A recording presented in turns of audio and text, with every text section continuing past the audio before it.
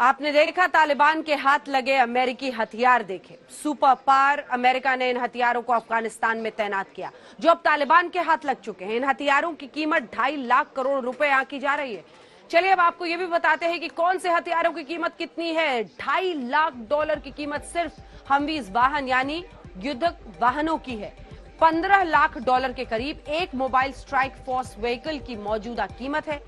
एक M4 carbene की कीमत $1,000। एक C-130 हर्क्यूलिस विमान की कीमत $3 करोड़ आंकी जाती है। एक ब्लैक हॉक हेलीकॉप्टर की कीमत $59 लाख है। $24 लाख कीमत है एक MD-530 हेलीकॉप्टर की। लगभग $24.5 लाख है एक AC-208 लाइट विमान की कीमत। $17 लाख है एक MI-17 हेलीकॉप्टर की कीमत। तो ये अब सब कुछ ये हाथ में है तालिबान के। अमेरिका और अफगानी फोर्सेस जो हथियार छोड़कर गई है, तालिबान उसी से मालामाल होता दिखाई दे रहा है। एक्सपर्ट्स कह रहे हैं कि तालिबानी भले ही विमान उड़ाना ना जानते हो, उनके पुर्जों की कीमत ही तालिबान को मालामाल कर देगी। अब तालिबान ने इन हथियारों के लिए एक घातक फोर्स तैयार की है जिसका नाम रखा गया है फतेह फोर्स। तालिबान की बद्री 313 बटालियन के बाद फतेह फोर्स को काबुल का जिम्मा सौंपा गया है। बताया जा रहा है कि फतेह फोर्स में खूंखार आतंकियों की भर्ती हुई है।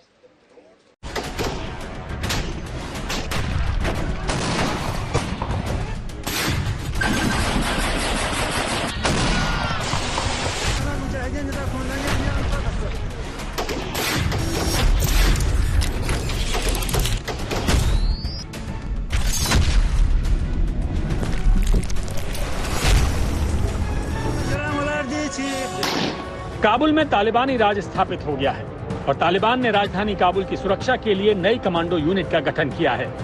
इस यूनिट का नाम फतेह फोर्स यानी विक्ट्री फोर्स दिया गया है। 24 अगस्त को एक ट्विटर पोस्ट में तालिबान के अरबी भाषा के अकाउंट ने इस बारे में जानकारी दी। ट्वीट में तस्वीरों के साथ लिखा कि ये फतेह वॉक यानी विजेता फोर्स है और इसने काबुल शहर में गश्त लगाना शुरू कर दिया है। पोस्ट की गई 4 तस्वीरों में हथियारबंद सैनिक अपने सुरक्षा वाहनों के साथ दिखे जा सकते हैं। एक तस्वीर में तालिबान के सफेद झंडे के साथ सैन्य वाहनों की एक कतार दिखाई गई है। दूसरी तस्वीर में इन गाड़ियों पर नई फोर्स का पश्तो और अंग्रेजी में नाम दिखाई दे रहा है। बताया जा रहा है कि इस यूनिट में हक्कानी नेटवर्क के चुनिंदा खूंखार आतंकवादियों को रखा गया है।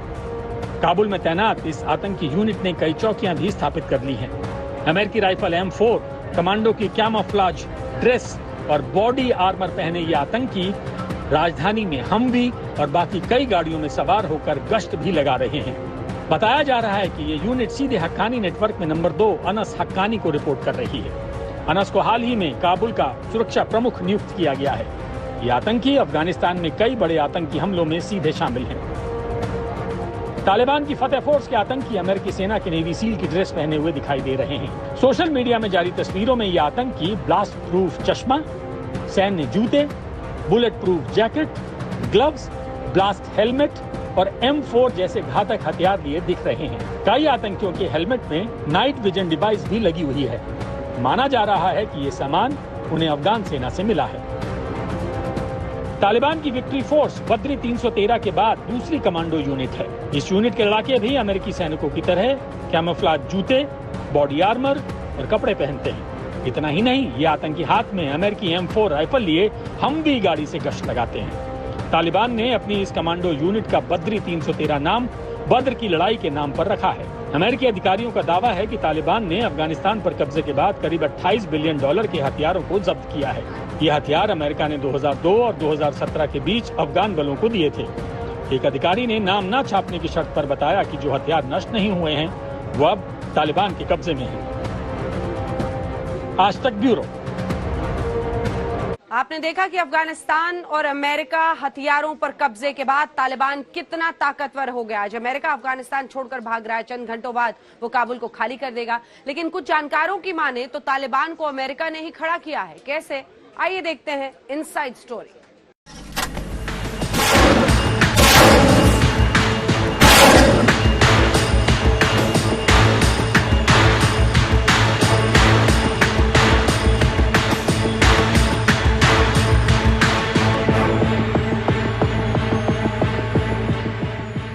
अफगानिस्तान में तालिबान जिस ताकत के साथ दाखिल और काबिज हुआ है और अमेरिका बड़ी शराफत के साथ अफगानिस्तान को खाली करा रहा है, उससे यही सवाल उठता है कि क्या अफगानिस्तान में तालिबान को अमेरिका ने खड़ा किया है।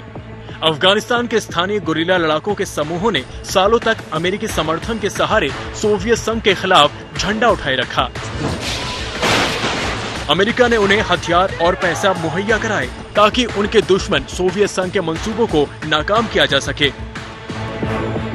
कुछ गोपनीय दस्तावेजों, पत्रकारों की जांच पड़ताल और उस दौर से जुड़े खास लोगों के बयानों और इंटरव्यू को देखें तो ये बात सामने आती है कि अमेरिका सोवियत संघ को ऐसे दलदल में फंसाना चाहता था जहां उसे जानो माल का वैसा ही नुकसान हो जो सालों पहले अमेरिका ने खुद वियतनाम में झेला था।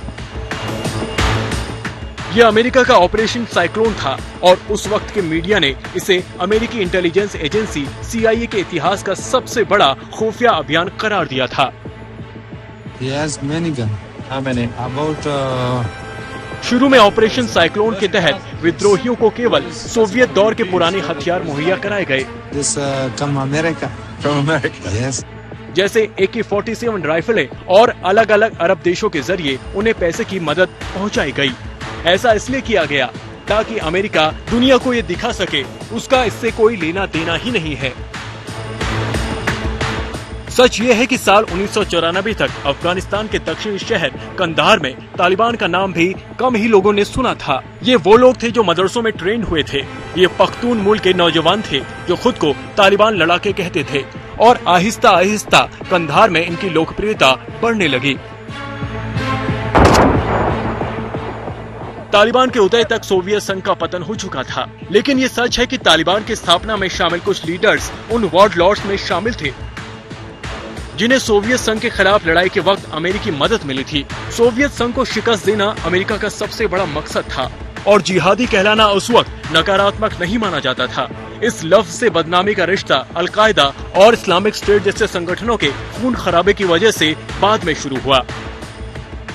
अमेरिका ने भले ही अफगानिस्तान को हथियार मुहैया कराए हों, लेकिन सच ये है कि ऐसा और भी मुल्कों ने किया था। कंधार में जब तालिबानी आए तो उन्होंने खुद को पाक और नई ताकत के तौर पर पेश किया, जबकि तालिबान के वास्तविक नेता अमेरिकी मदद पाने वाले लोगों में शामिल नहीं थे। और तालिबान की कामयाबी इस बात में शामिल थी कि उन्होंने इस्लाम की पारंपरिक शिक्षा के मुताबिक एक निजाम देने का वादा किया था।